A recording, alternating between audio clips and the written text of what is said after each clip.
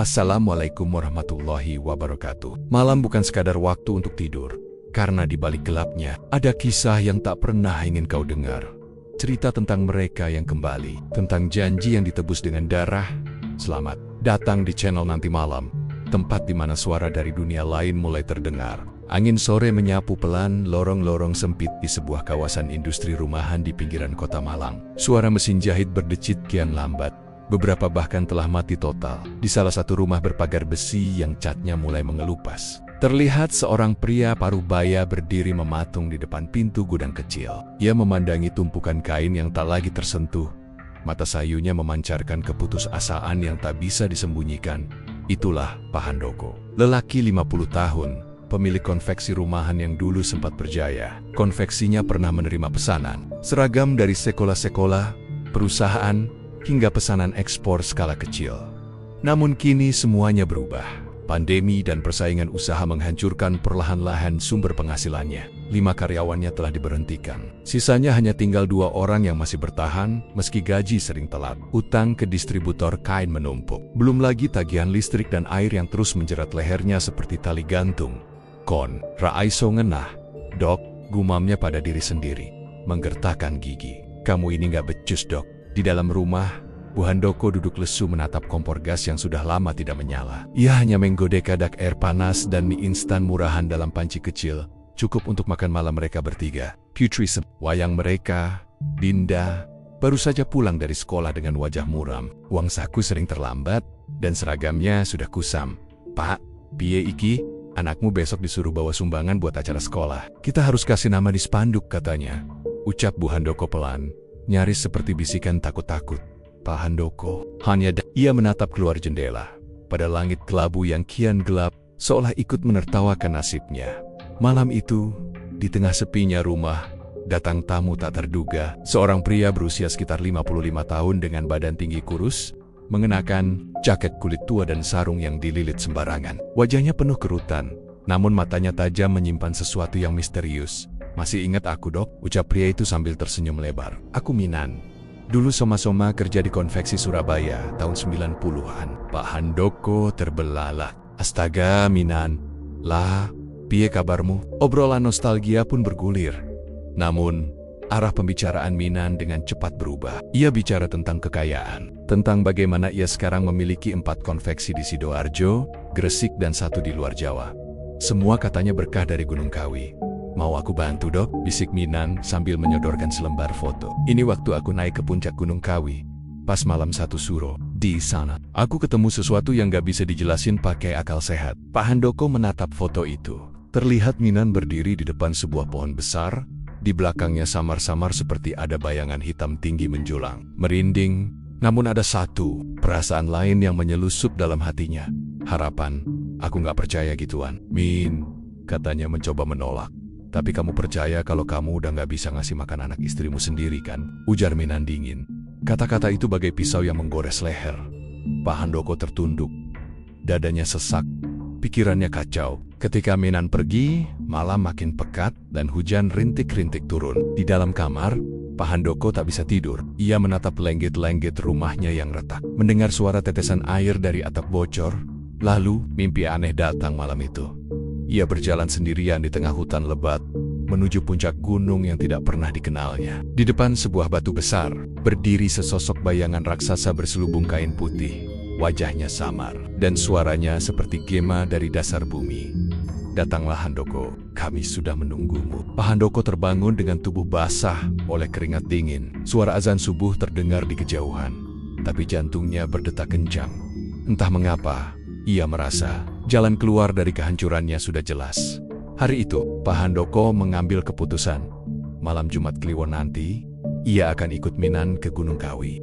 Malam Jumat Kliwon akhirnya tiba. Langit Malang gelap gulita, tertutup mendung tebal tanpa bulan ataupun bintang. Udara terasa berat, seperti menyimpan aroma petaka yang belum terucap. Di dalam kamar, Pak Handoko duduk diam di pinggir ranjang. Satu tas kecil berisi rokok kretek, dupa, bunga 7 rupa dan kain kafan terlipat rapi, barang-barang yang diminta oleh Minan untuk dibawa.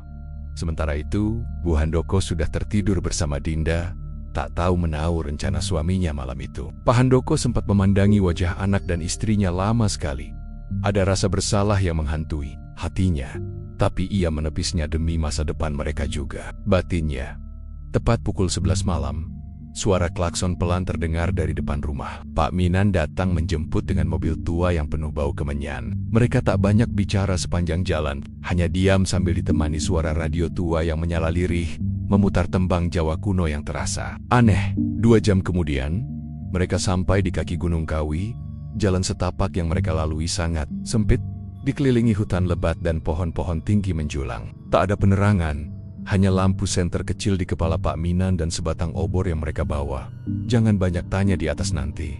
Jangan menolak kalau ditanya. Jangan lari.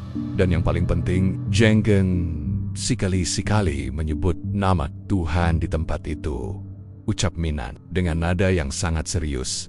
Pak Handoko hanya mengangguk, meski hatinya mulai digerogoti rasa takut. Udara di atas gunung itu sangat dingin, tapi tubuhnya berkeringat. Ia bisa mencium bau menyengat seperti bangkai, padahal tidak ada apa-apa di sekeliling.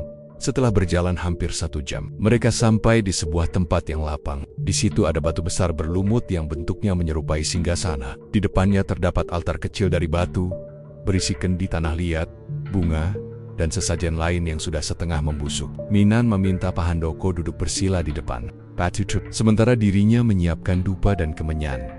Pak Minan mulai membacakan mantra dalam bahasa Jawa kuno. Suaranya dalam, bergetar, dan menggema entah kenapa. Tak lama kemudian, angin berhembus kencang dari arah hutan. Suasana berubah drastis. Malam menjadi lebih gelap dari sebelumnya. Burung hantu bersuara nyaring. Daun-daun bergetar tanpa sebab. Dan tiba-tiba, semuanya sunyi. Tak ada suara. Desah nafas pun terdengar berat. Pak Handoko merasa seolah dia bukan lagi di dunia ini. Lalu, tanah di depan altar itu merekah. Seperti digali dari bawah. Dari dalam lubang itu, muncul sosok hitam, tinggi besar, berselubung kain lusuh. Wajahnya tak terlihat, tapi sorot matanya memerah menyala. Makhluk itu tidak berjalan. Ia melayang, dan suaranya berat dan dalam, seperti petir yang dipelankan. Apa kau siap menyerahkan 1 untuk mendapat 1000? Pak Handoko gemetar. "1 apa, Eyang?" Makhluk itu tidak menjawab. Ayah mengangkat tangan hitamnya, menunjuk langsung ke dada Pak Handoko. 1 jiwa. Setiap 6 bulan, tak boleh gagal, tak boleh mundur. Minan berbisik di belakang. "Terima saja, jangan ragu. Kalau kamu tolak, dia bisa ambil kamu sekarang juga." Dengan tubuh gemetar, Pak Handoko menunduk. Saya terima, Eyang." Makhluk itu menggeram pelan, lalu menghilang dalam sekejap ke dalam lubang yang tadi muncul. Tapi lubang itu kini telah tertutup sempurna, seperti tak pernah ada, Pak. Minan buru-buru menyiram altar dengan air bunga. "Sudah, kita turun sekarang. Jangan lihat ke belakang. Apapun yang kamu dengar nanti." Dan benar saja, saat mereka berjalan turun gunung, dari kejauhan terdengar suara tangisan perempuan. Suara bayi menangis hingga jeritan seperti orang terbakar hidup-hidup. Tapi Pak Handoko terus berjalan, meski lututnya gemetar hebat. Mereka tiba di mobil menjelang subuh. Saat Pak Handoko duduk, ia baru sadar tangannya berlumuran darah. Namun tak ada luka di tubuhnya. Darah itu entah milik siapa. Sesampainya di rumah, langit sudah terang. Suara ayam berkokok terdengar dari kejauhan. Tapi rumah Pak Handoko terasa berbeda. Lebih dingin. Bu Handoko masih tidur, begitu pula Dinda. Pak Handoko masuk kamar mandi untuk membersihkan diri. Saat ia menatap cermin, wajahnya terlihat sama. Tapi untuk sesaat, bayangannya tersenyum sinis. Hari itu, Pak Handoko kembali ke konveksi. Belum sempat membuka pintu, teleponnya berdering. "Pak Handoko ya, kami dari PT Karya Garmen. Kami tertarik memesan seragam kerja dalam jumlah besar. Apakah konveksi Bapak sanggup menangani 30.000 potong dalam 2 bulan? Pak Handoko terdiam. Maletnya koku. Tangannya gemetar. Ia menelan ludah. "Ya bisa, kami sanggup." Pesanan pertama datang hanya beberapa jam setelah perjanjian itu dibuat. Namun yang belum ia sadari adalah perjanjian itu tidak akan pernah bisa dibatalkan. Pagi itu, konveksi Pak Handoko tampak seperti bangkit dari kubur. Mesin jahit yang semula berdebu, kini kembali berdengung seperti nyanyian kemenangan. Kain-kain berwarna biru dongker digulung, dipotong, dan dijahit rapi oleh tangan-tangan yang mulai semangat lagi. 2 karyawan yang tersisa, Sari dan Warto, tak henti-hentinya mengucap syukur karena akhirnya mereka mendapat pekerjaan tetap lagi. Setelah berbulan-bulan menganggur tanpa kepastian, namun di balik semangat itu, hanya Pak Handoko yang tahu Ada sesuatu yang bersembunyi di balik setiap jarum dan benang yang bergerak. 2 minggu berlalu, proyek pesanan 30.000 potong baju kerja itu berjalan lancar. Bahkan klien dari PT Karya Garmen memberikan uang muka dalam jumlah besar. Pak Handoko mulai bisa mencicil utang-utangnya. Bahkan, ia berani menambah 3 pegawai baru. Tapi ada satu yang paling rajin dan paling menonjol. Namanya Randy, pemuda berusia 21 tahun. Polos dan pekerja keras. Randy adalah anak yatim piatu yang tinggal di kos sederhana tak jauh dari konveksi. Setiap pagi, ia datang paling awal dan pulang paling akhir. Pak Handoko memperhatikan pemuda itu dengan pandangan berbeda. Bukan bangga, tapi lebih ke arah getir. Karena di dalam hatinya, suara makhluk dari Gunung Kawi terus terngiang. 1. Jiwa. Setiap 6 bulan, tak boleh gagal. Malam Jumat Kliwon kembali tiba. Kali ini, Pak Handoko tidak pergi ke Gunung Kawi, tapi mimpi yang menghampirinya jauh lebih menyeramkan dari sebelumnya. Dalam mimpinya, ia berada di tengah ruang jahit konveksinya. Tapi ruangan itu penuh darah. Mesin-mesin berputar sendiri. Tanpa operator, jarum-jarum menari di udara seperti hidup. Dan di tengah ruangan, berdiri Randy. Tubuhnya terbakar api, tapi ia tidak berteriak. Ia hanya menatap Pak Handoko dengan mata kosong dan mengucapkan kalimat pelan namun menusuk. "Pak, kenapa saya?" Pak Handoko terbangun dengan peluh dingin membasahi tubuh. Dadanya berdebar kencang. Ia tahu, waktunya sudah dekat. 3 hari. Kemudian, kejadian itu benar-benar terjadi. Siang itu, sekitar pukul 1 siang, Randy sedang menyetrika tumpukan pakaian hasil jahitan. Tiba-tiba terdengar suara ledakan kecil dari ruang setrika. Asap tebal langsung keluar dari dalam. Semopek panik, berlarian keluar. Pak Handoko yang sedang menerima telepon di ruang depan langsung melesat masuk. Yang ia temukan membuat perutnya mual seketika. Randy tergeletak di lantai, tubuhnya terbakar sebagian, terutama di bagian dada dan wajah. Setrika listrik masih menyala, namun tak menyentuh tubuhnya. Anehnya, api tidak menyebar. Hanya tubuh Randy yang terbakar. Pakaian di sekitarnya tetap utuh, lantai pun tidak hangus. Sial, api hanya memilih tubuh Randy untuk dibakar. Tangis dan teriakan histeris memenuhi konveksi. Polisi dan ambulans datang tak lama kemudian. Setelah pemeriksaan awal, pihak kepolisian menyatakan kemungkinan kecelakaan akibat korsleting. Tapi hasil otopsi mencatat hal yang lebih ganjil. Tak ada tanda-tanda luka listrik. Luka bakar muncul dari dalam tubuh, bukan dari luar. Malam itu, konveksi sepi. Semua pegawai diliburkan. Pak Handoko duduk di tengah ruang produksi yang remang-remang, hanya ditemani rokok dan segelas kopi yang dingin. Bau kemenyan masih tersisa. Sejak pemanggilan dukun untuk membersihkan tempat kerja tadi siang, dari ujung ruangan, ia melihat mesin jahit bergerak sendiri. Jarumnya menenkap kain kosong. Tak ada listrik, tak ada operator. Lalu suara Randy terdengar lagi. "Kenapa saya, Pak? Saya cuma mau kerja. Saya nggak pernah salah." Pak Handoko membeku, tangannya gemetar. Ia tahu, tak akan ada penjelasan yang bisa menenangkan arwah yang menjadi tumbal keesokan paginya. Warga sekitar konveksi dikejutkan oleh penemuan aneh. Dinding luar konveksi dipenuhi coretan darah berbentuk tangan. 5 tangan kecil, seolah milik anak-anak, dan 1 tangan besar yang berwarna hitam pekat seperti arang. Tak ada yang mengaku melihat siapapun yang melakukannya. Namun seorang anak kecil di dekat konveksi berkata dengan polos, "Tadi malam, aku lihat Mas Randy berdiri di luar, badannya gosong. Dia kayak nungguin sesuatu." Hari itu Bu Handoko mulai curiga. Ia melihat suaminya makin sering melamun, makin sering menatap kosong ke arah ruang produksi. Dan malam-malamnya dipenuhi gumaman yang tak bisa ia mengerti. "Pak, kamu sembunyiin apa sih? Semenjak konveksi ramai lagi, kamu bukan kayak kamu yang dulu?" tanya Bu Handoko pelan. Pak Handoko tak menjawab. Ia hanya tersenyum kecil, yang lebih mirip luka yang menolak sembuh. Di hatinya, ia tahu, ini baru awal dari semua kengerian. Tumbal pertama telah diambil, tapi harga dari perjanjian itu akan terus ditagih, dan tidak akan ada yang selamat bahkan dirinya sendiri. Sepekan setelah kematian tragis Randy, suasana di konveksi Pak Handoko tak lagi sama. Mesin-mesin tetap berdengung, pesanan tetap mengalir deras. Tapi ada yang tak kasat mata mengendap di udara, sesuatu yang dingin, menyelinap diam-diam dan mencengkeram tengkuk setiap pekerja yang masuk ke dalam.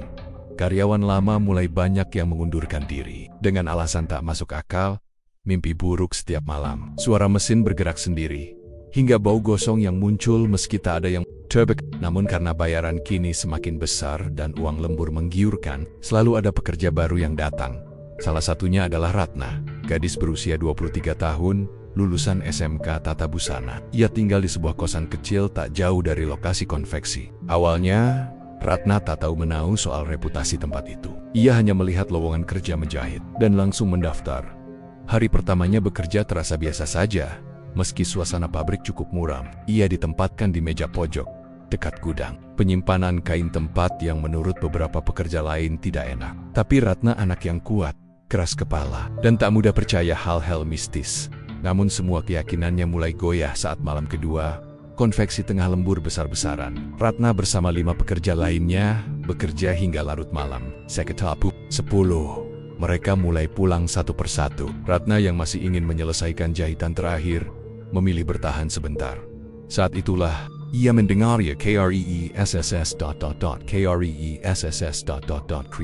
Suara mesin jahit di sebelahnya bergerak sendiri, padahal listrik sudah dimatikan. Lampu remang-remang, hanya cahaya dari bohlam kecil di atas yang tersisa. Ratna menoleh cepat, tak ada siapa-siapa. Tapi benang di mesin itu bergerak menjahit sendiri. Jahitan lurus, cepat, rapi. Seolah ada tangan tak terlihat yang mengendalikan. Ratna mundur pelan.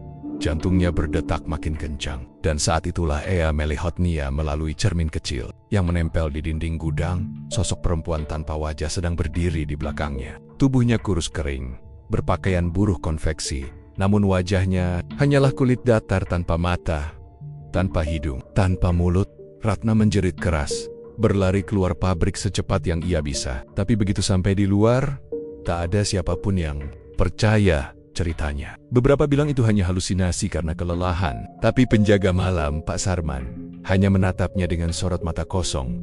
Yang kamu lihat itu bukan yang pertama kali. Tapi nggak usah ikut campur, Nduk. Kalau masih butuh makan, kerja aja.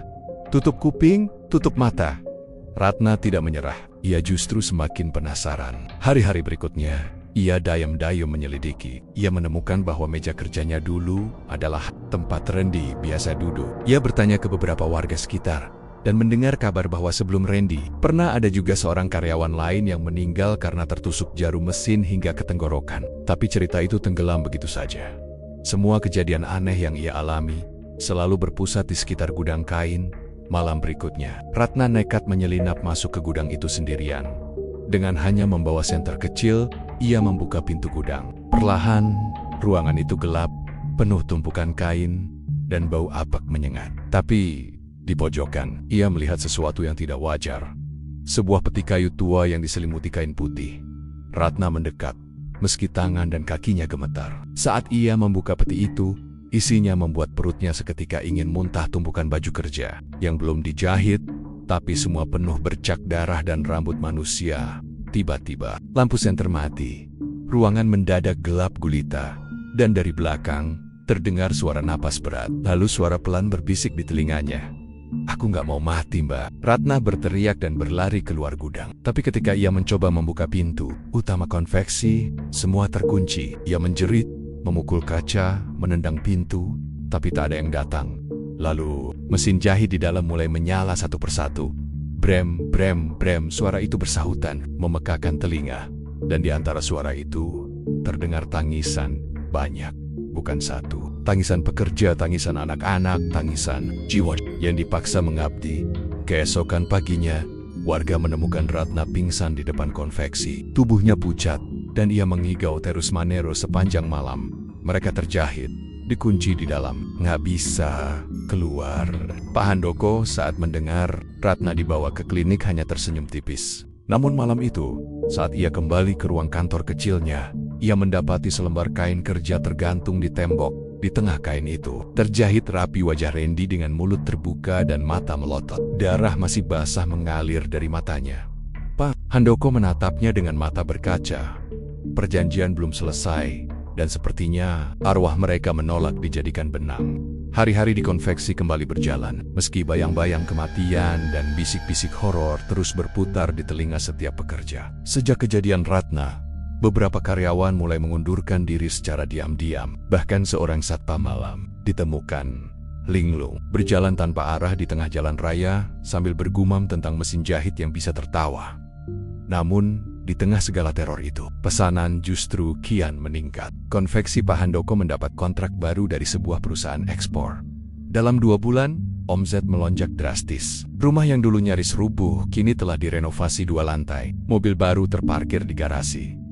Perabot rumah ganti semua. Dinda pun mulai kembali ceria, bisa ikut les, beli sepatu baru, dan ikut pentas seni di sekolah.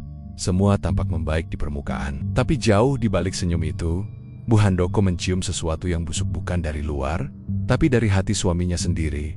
Malam itu, Bu Handoko terbangun sekitar pukul 2 pagi. Ia tidak menemukan Pak Handoko di sebelahnya. Lampu kamar mandi mati, dapur kosong. Namun dari arah ruang kerja belakang, terdengar suara samar, seperti orang merintih dan gemerisik kertas yang dibakar. Ia berjalan pelan, membuka pintu sedikit demi sedikit. Dan di sanalah ia melihatnya. Pak Handoko duduk bersila di lantai, di hadapannya terbentang kain putih, dupa menyala, dan sesajen berupa ayam cemani mati, bunga 7 rupa, dan lembaran uang merah. Di dinding ruangan, tergantung foto Randy, Ratna, dan seorang pria tua tak dikenal. Bu Handoko menutup mulutnya agar tak menjerit. Jantungnya seolah diremas. Ia kembali ke kamar tanpa suara, namun sejak malam itu, pikirannya tak pernah tenang. Keesokan harinya, ia berpura-pura seperti biasa, memasak, menyapu, mengantar Dinda ke sekolah. Tapi ia mulai mengumpulkan keberanian untuk mencari tahu. Ia mulai bertono tania ke tetangga sekitar. Salah satu tetangga tua, Mbok Warti, dengan enggan membisikkan hal yang mengejutkan. Pak Minan, yang sering datang ke rumahmu itu, dulu juga pernah tinggal di sini. Tapi rumahnya terbakar, anaknya 3 mati semua. Kata orang, dia mainan Gunung Kawi. Gunung Kawi. Kata itu seperti panah yang menancap di kepala Bu Handoko. Ia mulai membuka ponsel dan mencari semua tentang ritual pesugihan Gunung Kawi. Semakin ia baca, semakin jantungnya terasa berat. Tumbal jiwa, perjanjian darah, larangan membocorkan rahasia, siksaan bagi pelanggar, dan yang paling mengerikan, penggantian tumbal dengan keluarga sendiri. Saat kehabisan korban, tubuhnya gemetar. Apakah dia dan Dinda akan menjadi korban berikutnya? Malam berikutnya, ia pura-pura tertidur lebih awal. Namun sekitar pukul 1 dini hari, ia mengendap keluar dan membuka tas kerja Pak Handoko. Di dalamnya, ia menemukan beberapa benda mencurigakan. Gunting tua berkarat, rambut manusia digulung rapi, foto Dinda dengan bekas lipatan dan bercak darah di ujungnya. Bu Handoko tak bisa lagi membendung tangisnya. Ia merasa suaminya tak lagi manusia. Ia adalah boneka pesugihan. Budak dari iblis Gunung Kawi yang tega mengorbankan siapa saja, bahkan anak sendiri. Namun ia tidak menyerah begitu saja. Beberapa hari kemudian, Bu Handoko diam-diam pergi ke seorang dukun tua bernama Mbah Suro, yang terkenal bisa melihat perjanjian gelap di sebuah rumah tua penuh dupa dan patung-patung kecil. Mbah Suro menatap mata Bu Handoko dengan tajam, lalu berkata lirih, "Suamimu telah melanggar batas. Ia bukan hanya membuat perjanjian, tapi telah menyerahkan pintu rumahmu kepada mereka. Mereka bisa masuk kapan saja." Bu Handoko menahan napas. "Kalau kamu ingin menyelamatkan anakmu, kamu harus kuat. Karena malam berikutnya, waktunya si makhluk menagih tumbal lagi." Benasa, malam Jumat Kliwon kembali datang. Sekitar pukul 3 dini hari, Dinda tiba-tiba menjerit dari kamarnya. Tubuhnya kaku. Matanya terbuka tapi kosong. Ia memanggil-manggil ibunya dengan suara serak dan melengking. Bu Handoko yang panik langsung memeluk anaknya dan membaca doa dalam hati. Namun saat ia menoleh ke arah pintu, Pak Handoko berdiri di sana, wajahnya pucat, tapi matanya merah menyala. Ia melangkah perlahan ke arah Dinda. "Biarkan dia ikut, Mah," ucapnya dengan suara pelan namun berat. "Dia pilihan terbaik. Dia belum berdosa." Bu Handoko menjerit. "Gila kamu, Handoko, itu anak kita." Pak Handoko menunduk, tangan gemetar, wajah penuh konflik. Tapi tiba-tiba, napasnya tercekat. Dari belokong, angin dingin menyeruak dan sosok tinggi besar berselubung kain kafan muncul di balik pintu. Seperti bayangan yang mencuat dari kegelapan. Makhluk itu menatap ke arah Dinda, lalu ke arah Pak Handoko. "Kau janji, atau kau sendiri yang kami ambil?" Pak Handoko terisak. Ia terduduk, tubuhnya menggigil. Tapi ketika ia menatap wajah anak dan istrinya yang berlumuran air mata, sesuatu dalam dirinya berubah. Ia menjerit keras, "Ambil aku saja. Jangan anakku." Makhluk itu bergerak cepat. Kegelapan menelan ruangan itu seketika. Dan saat semuanya tenang kembali, tubuh Pak Handoko tergeletak. Kejang-kejang, dari mulutnya keluar darah hitam kental. Malam itu, perjanjian berubah. Pagi harinya, Pak Handoko masih hidup. Tapi sejak saat itu, ia tidak bisa bicara. matanya kosong. Wajahnya seperti orang linglung. Ia hanya duduk di sudut rumah, menatap ke luar jendela, kadang tertawa sendiri, kadang menangis tanpa suara. Bu Handoko merawatnya dalam diam. Sambil menyembunyikan Dinda dari dunia luar, konveksi tetap berjalan, tapi kini dijalankan oleh orang kepercayaan Pak Minan. Dan kabar terakhir yang beredar, siapapun yang mengambil alih konveksi itu akan meneruskan kontrak yang sama, kontrak darah.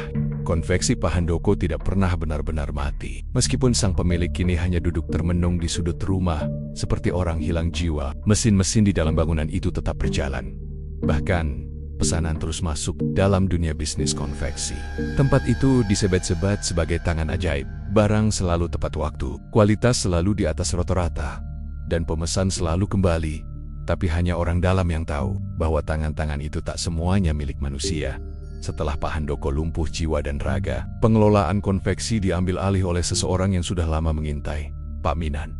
Ia datang dengan senyum lebar dan langkah ringan, seolah baru mendapat rezeki nomplok. Ia mengatakan kepada Bu Handoko bahwa demi keberlangsungan hidup, konveksi harus tetap jalan. Dengan alasan menjaga nama baik, ia minta izin mengambil alih. Bu Handoko, yang kelelahan lahir batin, tak lagi sanggup menolak. Ia hanya minta satu hal, jangan libatkan Dinda, anak saya. Jangan sentuh dia, ucapnya dengan tatapan tajam. Pak Minan mengangguk sambil tersenyum. Tapi di balik senyumnya, menyelinap niat yang lebih gelap dari malam tanpa bulan. Hari-hari pertama di bawah kendali Pak Minan berjalan tenang. Ia membawa pekerja-pekerja baru dari luar kota. Semuanya orang asing yang tidak tahu sejarah tempat itu. Mereka diberi upah besar, diberi fasilitas layak, dan diminta lembur hampir setiap malam. Namun tak lama setelah itu, kejadian-kejadian aneh mulai kembali muncul. Seorang penjahit wanita bernama Weni ditemukan pingsan di ruang potong. Wajahnya penuh cakaran seperti bekas tangan anak kecil. Tapi anehnya, tidak ada satupun anak di dalam pabrik. Seorang buruh lainnya, Anto, mengaku melihat tangan menjahit sendiri di malam hari. Ketika ia mendekat, tangannya ditarik ke dalam mesin dan jari telunjuknya putus. Yang paling menggemparkan, dua pekerja baru ditemukan terjahit di dalam baju kerja. Secara harfiah, tubuh mereka menyatu dengan kain, seperti kulit mereka dijahit pelen-pelen ke baju yang sedang diproduksi.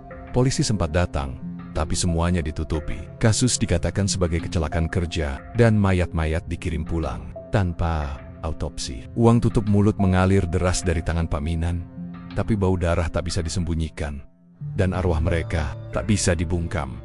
Malam Jumat Kliwon kembali datang. Di malam itu, semua lampu di konveksi tiba-tiba padam pukul 2 dini hari.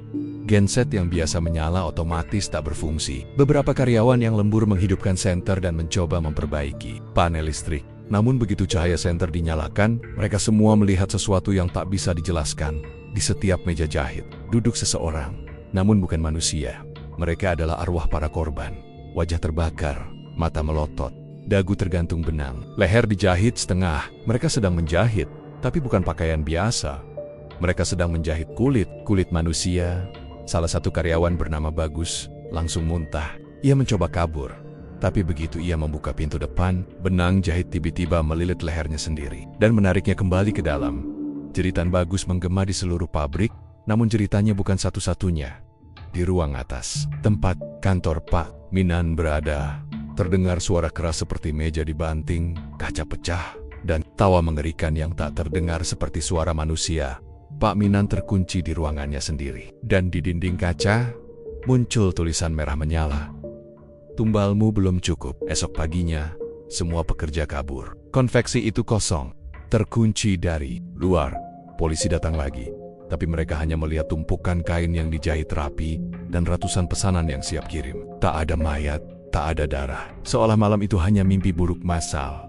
Namun warga sekitar mulai resah. Setiap malam, mereka mendengar suara mesin jahit menyala sendiri, suara tawa, suara tangisan, dan aroma kemenyan bercampur bau gosong yang menyebar dari celah-celah bangunan. Pak Minan tidak pernah terlihat lagi. Beberapa orang bersumpah melihatnya duduk diam di ruang kantor. Tubuhnya membusuk pelan-pelan, namun matanya tetap terbuka, memandangi semua yang masuk.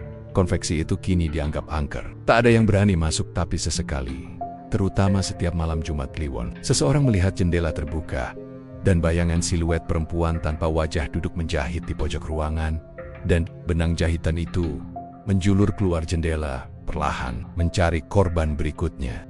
Hari-hari berlalu dengan sunyi yang ganjil di rumah Pak Handoko. Rumah itu, yang dulunya penuh tawa meski sederhana, kini seperti sarang kematian. Sejak Pak Minan menghilang secara misterius dan konveksi sepi tak berpenghuni, bau aneh dan suara-suara ganjil mulai mengisi rumah keluarga itu. Pak Handoko sendiri masih dalam keadaan linglung, duduk termenung di kursi ruang tengah dengan mata kosong dan bibir yang bergerak-gerak, seperti membaca sesuatu. Tapi tak ada suara keluar. Bu Handoko mulai terbiasa dengan rutinitas baru, menyuapi suaminya, merawat Dinda, dan mengabaikan suara-suara aneh. Dari dalam rumah termisok suara mesin jahit dari ruang belakang yang sudah lama tidak diisi siapa-siapa. Namun, malam itu berbeda. Dinda, yang kini duduk di bangku SMP, terbangun sekitar pukul 3 dini hari. Bukan karena mimpi buruk, tapi karena ia merasa tubuhnya seperti ditarik sesuatu. Ia membuka mata dan melihat benang jahit merah melingkar di pergelangan. Kakinya mengular panjang dari celah pintu kamarnya. Benang itu bergerak sendiri, seperti hidup. Dinda menjerit keras. Bu Handoko yang tidur di kamar sebelah langsung bangun dan mendobrak pintu. Begitu masuk, ia melihat benang itu meluncur cepat ke balik pintu, seolah takut ketahuan. Dinda memeluk ibunya sambil menangis, lututnya gemetar. "Bu, benangnya narik aku." Dari dalam ruang konveksi, Bu Handoko menggigit bibir. Ia tahu mereka sedang diincar. Perjanjian lama belum selesai, dan giliran anaknya yang menjadi target. Keesokan harinya, Bu Handoko membawa Dinda pergi ke rumah Mbah Suro, dukun tua yang dulu sempat memperingatkan. Rumah itu berada di kaki bukit, jauh dari pemukiman. Mereka naik ojek dan berjalan kaki hampir 1 kilometer untuk sampai. Mbah Suro sudah menunggu di depan rumah. Dengan suara parau ia berkata, "Aku sudah bilang, perjanjian dengan Gunung Kawi itu bukan hanya soal kaya, tapi soal warisan kutuk. Selama tumbal tidak dituntaskan, siapapun dalam garis darah si pembuat perjanjian akan ditagih." Dinda hanya bisa menangis. Mbah Suro lalu memberikan sehelai kain mori yang ditulis aksara Jawa kuno, sebuah keris kecil, dan air dari sendang sakral. Ia meminta mereka meletakkan semua benda itu di setiap pojok rumah malam nanti, tepat sebelum tengah malam. Namun ada satu syarat, jangan ada yang tertidur sebelum subuh. Jika roh penagih bisa masuk lewat mimpi. Malam pun datang. Dengan penuh ketakutan dan keyakinan yang setengah-setengah, Bu Handoko menyiapkan semua syarat yang diperintahkan. Dinda duduk di ruang tengah, memeluk bantal sementara Pak Handoko masih menatap kosong. Jam menunjukkan jam 11:55 malam.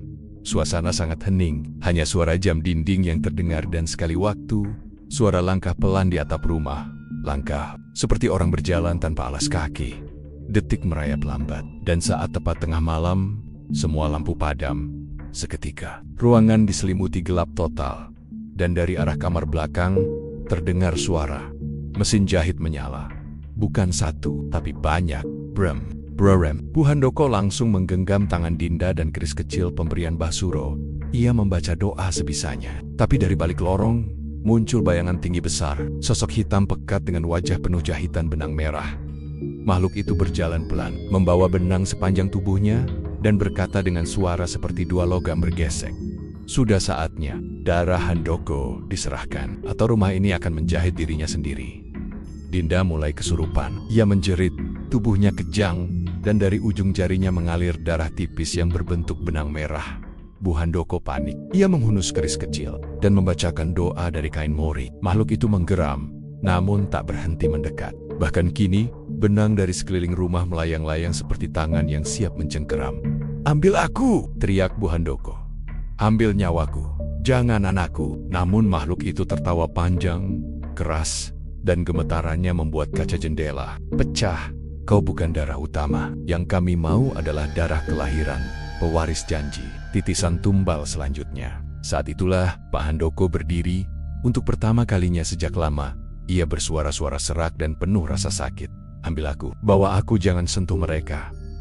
Dan seketika tubuhnya melayang, matanya berubah merah menyala. Benain dari langit-langit menyatu ke dadanya, lalu menariknya ke arah lorong gelap. Bu Handoko dan Dinda hanya bisa menangis saat melihat tubuh Pak Handoko ditelan kegelapan, sambil tersenyum tipis, seperti sedang minta maaf untuk segalanya. Subuh datang, lampu menyala, rumah kembali tenang. Pak Handoko hilang. Tak ada jejak, hanya tersisa mesin jahit yang menyala tanpa henti, menjahit sendiri sehelai kain putih. Dengan satu kalimat, Darah telah dibayar, tapi perjanjian masih hidup.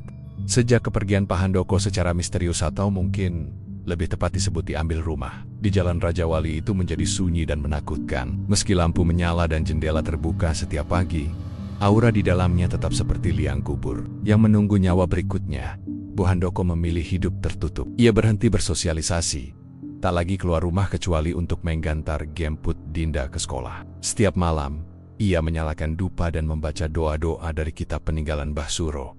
Ia tahu, perjanjian yang dibuat suaminya belum benar-benar berakhir meski tumbal sudah diberikan.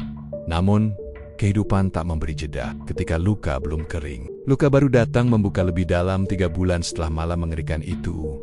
Muncul seorang lelaki ke rumah mereka, orang asing, berpakaian rapi, berjas hitam, membawa koper kulit, dan senyum sopan yang tampak terlalu tenang. Namanya Tuan Gunarto, mengaku sebagai investor dari Jakarta yang ingin membeli konveksi milik keluarga mereka. Aset ini tidak bisa dibiarkan kosong terlalu lama, Bu, katanya dengan logat halus. Produksi jalan, nama tetap atas Ibu, tapi biarkan kami yang mengelola. Bu Handoko menatap pria itu curiga, tapi Gunarto bicara seperti sudah tahu segalanya bahkan soal masa lalu kelam konveksi itu. Ia tak bicara pesugihan, tak menyebut nama Gunung Kawi. Tapi kalimat terakhirnya mengguncang. Perjanjian tak bisa dihapus, Bu.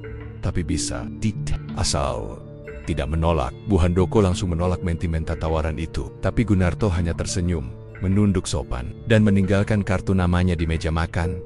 Saat pria itu pergi, suasana rumah kembali berubah. Malam harinya, cermin-cermin di rumah retak sendiri. Pintu kamar terbuka meski sudah dikunci. Dupa tak lagi menahan bau anyir yang tiba-tiba menyebar dari langit-langit. Dan yang paling menakutkan, Dinda mulai berbicara dalam tidur. Benarnya, kembali Bu, dia cari kulit yang muda, dia cari tangan yang belum berdosa. Beberapa minggu kemudian Bu Handoko mendengar kabar mencengangkan dari warga. Konveksi itu kembali beroperasi. Ia tidak pernah menyerahkan kunci. Tapi entah dari mana, konveksi itu kini menyala setiap malam. Ada truk datang malam-malam, pekerja baru yang tak dikenal, dan suara mesin dari balik tembok yang sudah lama tak berdetak. Yang lebih menyeramkan, warga sekitar melihat bayangan Pak Handoko berdiri di lantai 2 gedung konveksi, menatap keluar jendela dengan wajah kosong. Bu Handoko tak tinggal diam. Suatu malam, ia nekat menyusup masuk ke area konveksi, berbekal kunci cadangan dan segulung tali doa dari Mbah Suro. Saat masuk, bangunan itu seolah hidup kembali. Mesin jahit menyala, lampu-lampu terang, tapi tak ada satupun orang di dalamnya. Semua meja penuh kain. Don di tengge-tengge aula kerja, tergantung satu lembar kain besar bertuliskan aksara Jawa kuno. Bu Handoko mendekat. Ketika ia menyentuh kain itu, semua lampu padam. Dan dari dalam ruangan jahit utama, muncul puluhan tangan bukan manusia, tapi tangan arwah keluar dari mesin-mesin dan dinding, merangkak menuju arahnya sambil membawa benang merah. Di tengah pusaran kegelapan itu, terdengar suara Pak Handoko. Bukan dari tenggorokan, tapi seolah dari dinding itu sendiri. Maafkan aku, mereka tak akan berhenti selamanya. Bu Handoko pingsan malam itu, dan ditemukan warga keesokan harinya di depan pagar konveksi. Sejak saat itu, kesehatannya menurun drastis. Ia sering batuk darah, sering kerasukan, dan tubuhnya mulai kurus seperti dikeringkan dari dalam. Melihat ibunya sekarat, Dinda yang kini mulai remaja, merasa ada yang tak beres. Ia membuka lemari tua di kamar ibunya, dan di dalamnya ia menemukan semua catatan tentang perjanjian pesugihan, foto-foto Randy dan Ratna, tulisan tangan penuh darah, dan lembar-lembar bekas perjanjian kuno berisi nama-nama yang telah dikorbankan. Dinda mulai mengerti, ia adalah kunci, ia adalah target, dan ia tak ingin menjadi bagian dari warisan mengerikan itu. Namun malam Jumat Kliwon kembali datang dan malam itu, Gunarto kembali. Pukul 11 malam, ia datang ke rumah, tidak mengetuk tapi langsung muncul di ruang tengah. Ia menatap Dinda dan tersenyum. Ayahmu memilihmu, Dinda.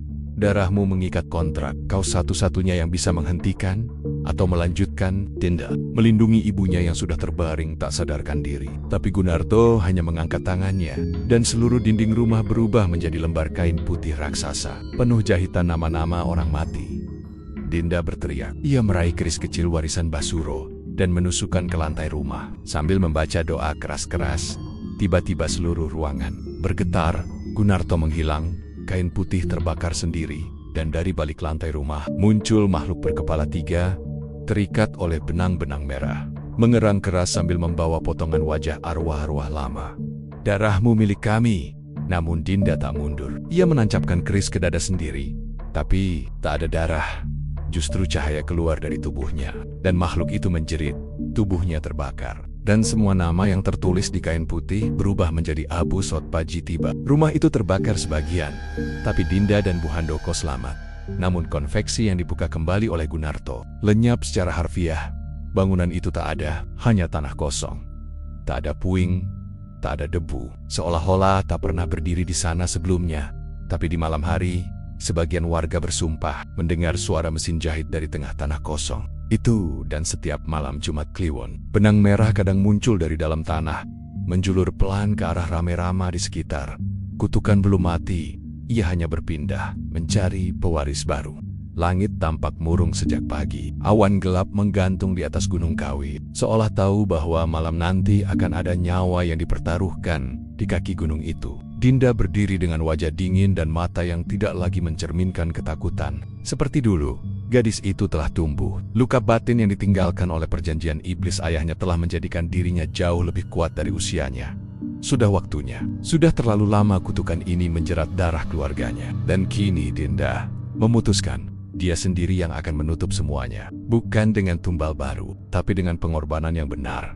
Sebelum berangkat ke Gunung Kawi, Dinda berpamitan pada ibunya yang kini terbaring lemah di ranjang. Tubuh Bu Handoko kian kurus, namun senyumnya masih sama penuh cinta, meski dibalut rasa takut yang besar. "Jangan pergi, nak. Kalau kamu naik ke sana, kamu bisa nggak pulang." Dinda hanya menggenggam tangan ibunya dan berkata dengan suara pelan namun mantap, "Kalau aku nggak pergi, kita semua akan hilang, termasuk ibu." Ia mencium kening ibunya, memeluknya sekali lagi, lalu melangkah keluar rumah. Di tas kecilnya hanya ada keris pusaka, benang merah terakhir yang masih tersisa dari konveksi, secari kain mori bertuliskan mantra pemutus, dan foto Pak Handoko, ayah yang sekaligus menjadi penyebab dan pelindung.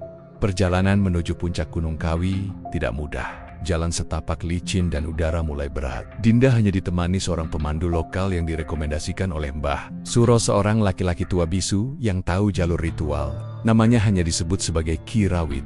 Ki Rawit tidak pernah bicara selama perjalanan, tapi sesekali ia menunjuk hal-hal yang harus dihindari.